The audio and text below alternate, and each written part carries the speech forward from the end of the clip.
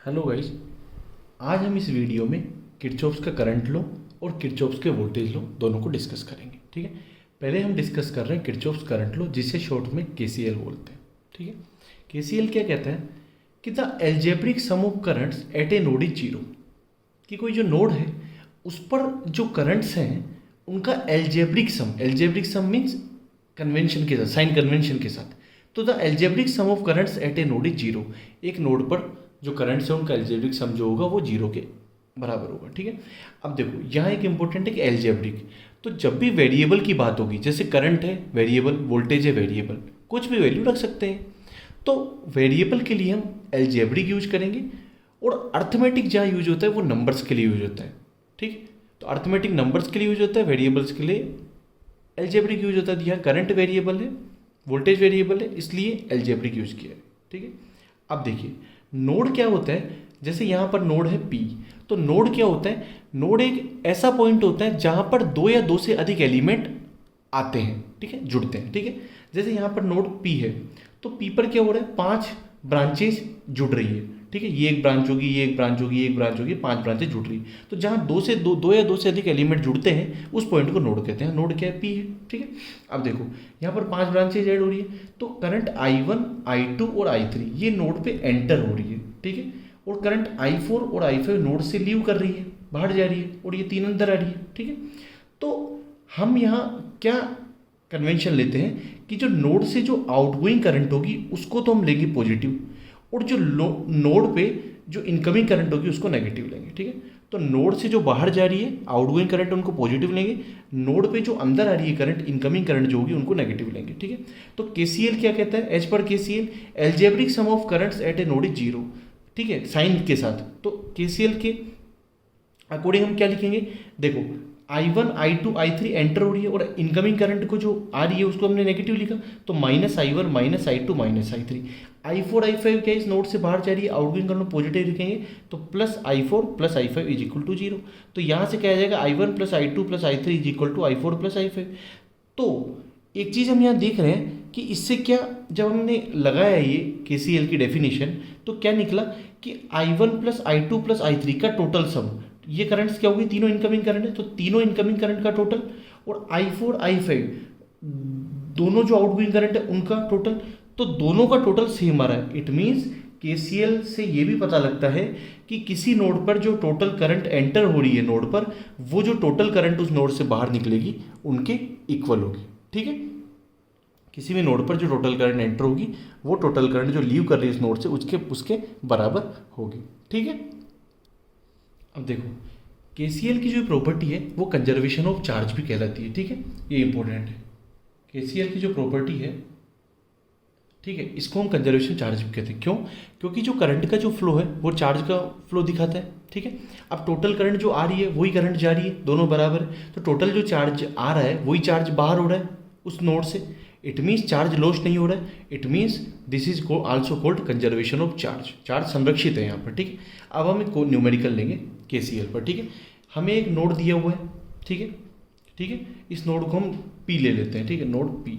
ठीक है, ठीक है, ठीक है, अब देखो यहाँ 5 ब्रांचेज यहाँ पर जुड़ी हुई इस नोड पे, तो अब देखो यहाँ पर हम क्या होगा कि 15 एम्पियर 3 एम्पियर, ठीक है, ये 2 करंट तो एंटर हो रही है, और 6 एम्पियर 7 एम्पियर और I एम्पियर बाहर जा रही है नोड से, आउटगोइंग है। ठीक है, तो हमने I करंट फाइंड आउट करनी है। ठीक है, as per KCL eight node P. ठीक है, नोड पी पर हमने केसीएल लगाया। केसीएल क्या कहता है कि algebraic sum of currents at a node is zero. तो एल्जेब्रिक सम हमने क्या समझा था कि आउटगोइंग करंट को हम पॉजिटिव लेंगे, इनकमिंग करंट को नेगेटिव लेंगे।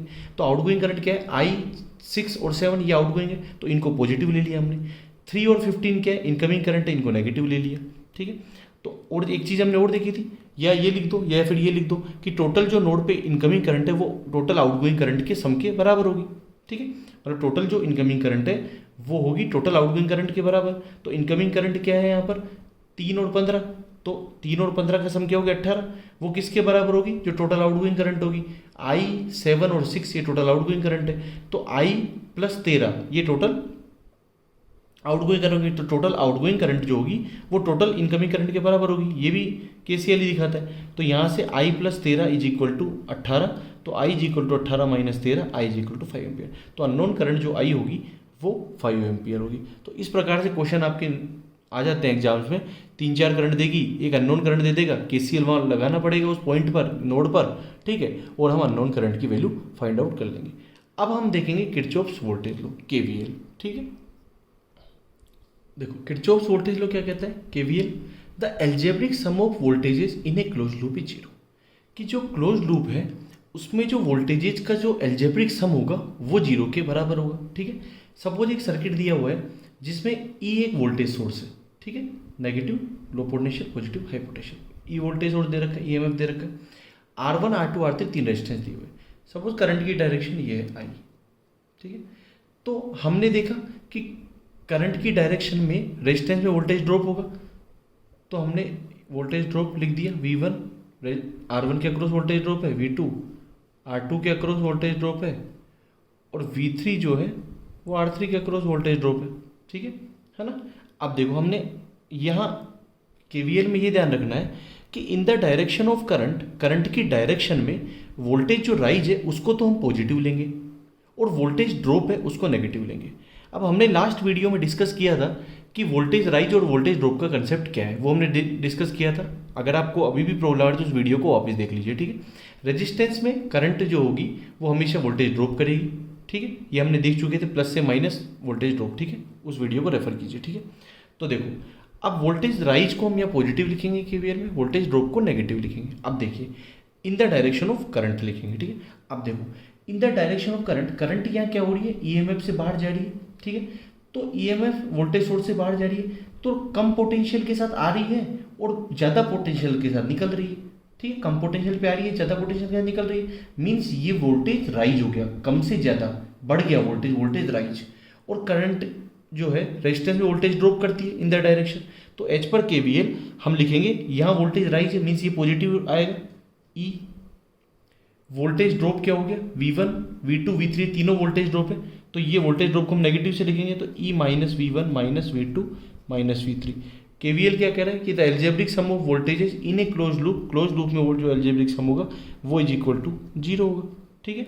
तो यहाँ पर क्या है, अब ओम्स लॉ क्या कहते हैं कि ओम्स लॉ क्या है, V is equal to I है, तो V1 जो हो वो किसके बराबर होगा, I × R1, ठीक है। ऐसे V2 किसको, साइन तो हम ले चुके पहले, बस V2 is equal to I × R2 और V3 is equal to I × R3 is equal to 0।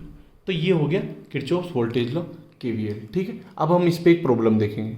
ये एक सर्किट दिया हुआ है, इसमें तीन रेजिस्टेंस दिए हुए हैं, R1 बराबर 5 ohm, R2 is equal to 3 ohm, R3 बराबर 7 ओम, ठीक है। दो वोल्टेज सोर्स दे रखे, E1 is equal to 20 volt, E2 is equal to 10 volt, ठीक है। और हमसे करंट पूछ रहे हैं सर्किट में, ठीक है। मान लेते हैं करंट क्लॉकवाइज डायरेक्शन में फ्लो हो रही है, ठीक है। एज्यूम कर लेते हैं हम कि करंट I जो है क्लॉकवाइज डायरेक्शन फ्लो हो रही है। अब हमने देखा कि करंट के डायरेक्शन में रेजिस्टेंस वोल्टेज ड्रॉप होता है, तो सपोज R1 के अक्रॉस वोल्टेज ड्रॉप है V1, R2 के अक्रॉस वोल्टेज ड्रॉप है V2 और R3 के अक्रॉस वोल्टेज ड्रॉप है V3, करंट की डायरेक्शन में वोल्टेज ड्रॉप रेजिस्टेंस में, ठीक है। अब देखो हम KVL लगा रहे हैं, हमने क्या कहा कि वोल्टेज अगर राइज होगा तो पॉजिटिव लेंगे और वोल्टेज ड्रॉप होगा तो नेगेटिव लेंगे। तो H पर KVL, ठीक है, सर्किट में KVL लगाया हमने, तो क्या लिया, वोल्टेज ड्रॉप है V1 तो माइनस का V1। अब देखो नेगेटिव से पॉजिटिव वोल्टेज राइज हो रहा है, नेगेटिव से हाई, लो पोटेंशियल से हाई पोटेंशियल जा रहे हैं, करंट की डायरेक्शन में वोल्टेज राइज हो रहा है, तो इसको हम लेंगे पॉजिटिव। ये ड्रॉप है, high potential low potential current की डायरेक्शन में रेजिस्टेंस में ड्रॉप होता है, तो माइनस का V2, ड्रॉप को नेगेटिव। ये भी ड्रॉप है तो माइनस का V3, ठीक है।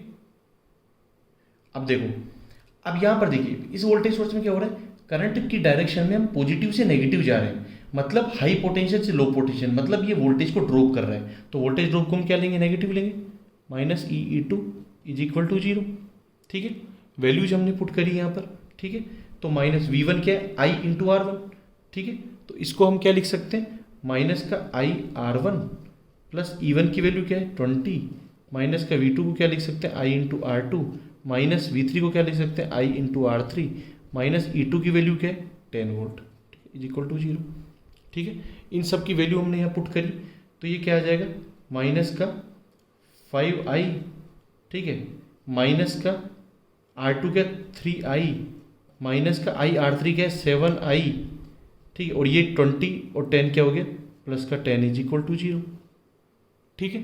तो यहाँ से क्या आ गया 7 और 3 10 और 5 15, तो 15i ये उधर चला जाएगा प्लस हो जाएगा इज इक्वल टू 10, तो यहाँ से i is equal to 2/3 ampere, i जो i क्या आ जाएगा 2/3 एम्पियर, ठीक है ना। i क्या होगा 10/15 मतलब 2/3 एम्पियर, तो i इज इक्वल टू आ जाएगा 0.67 एम्पियर।